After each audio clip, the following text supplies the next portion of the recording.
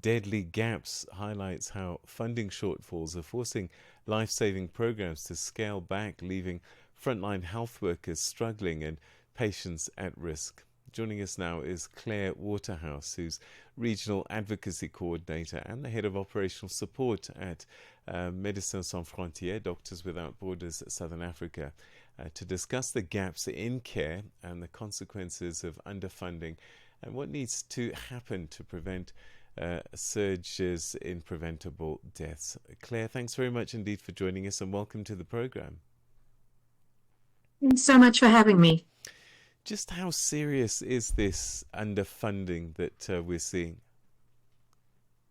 It's really serious. We are extremely concerned about it. The Global Fund to Prevent HIV, TB, and Malaria has played a critical role since 2002 when it was first started in helping countries to deal with these really serious threats to public health.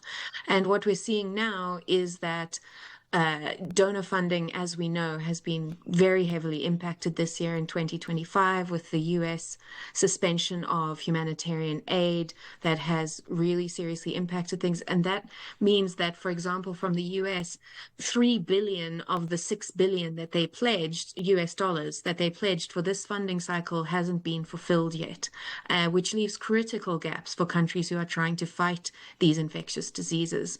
And then there are, of course, other countries as well who have yet to pledge. We're worried that we haven't yet seen pledges from countries like the UK and Germany and others in Europe while we're coming up to the replenishment period at the end of November, which we need these pledges to be made, and we urgently need to understand how much will be available to help fight these very serious issues.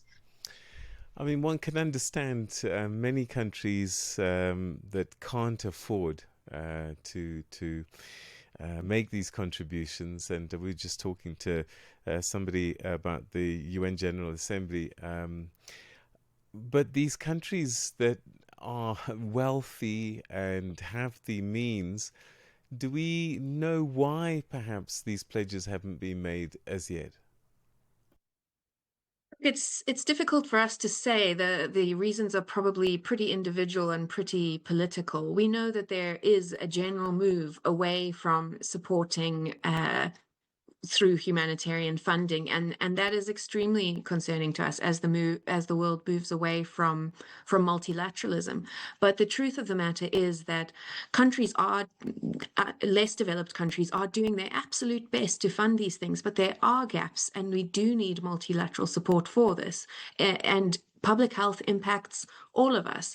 When infectious diseases like malaria, HIV, and TB are not dealt with quickly and effectively, they become, they risk worsening. They risk adding burdens to health systems. They risk, increased spread. People seem to think that HIV is under control, that TB is under control. And of course, we've made huge progress in the last decade or two. But HIV still causes 600,000 deaths a year. And has 1.3 million new infections every year. TB still kills 1.5 million people every year. And these are things that we can work on, that we can address.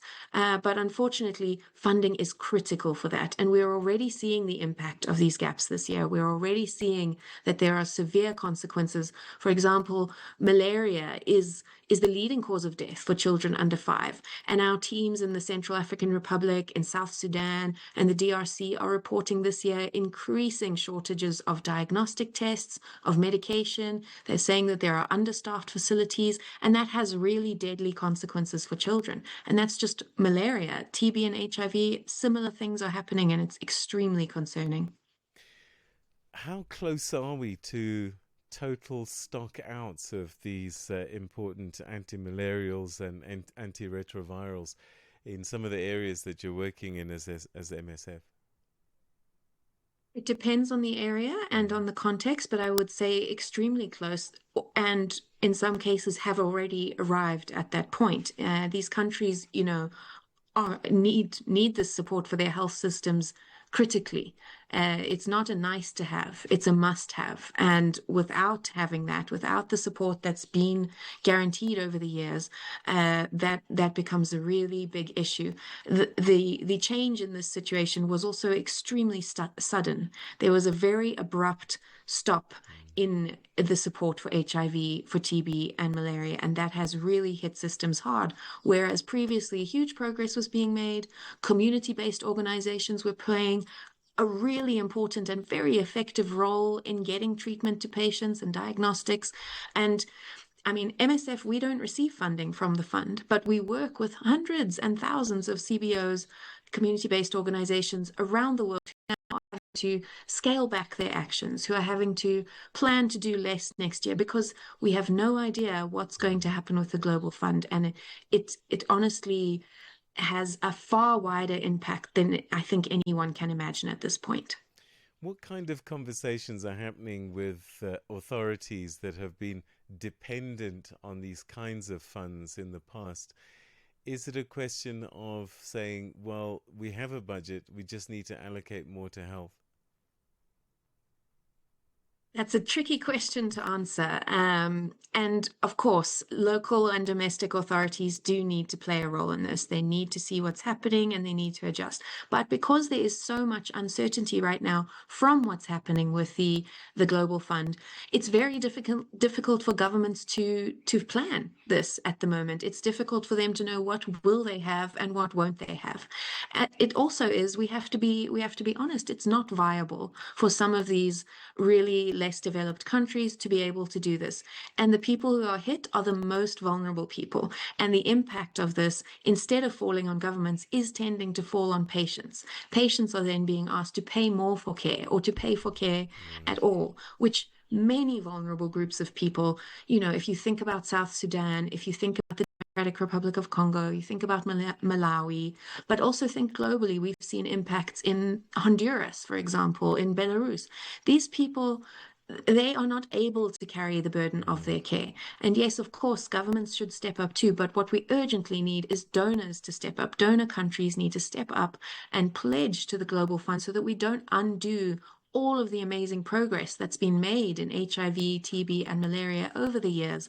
We need to have an idea of what's happening, and we need it soon because we need to be able to plan, governments need to be able to plan, and we need to identify, what is going to happen to people themselves, which is our greatest concern.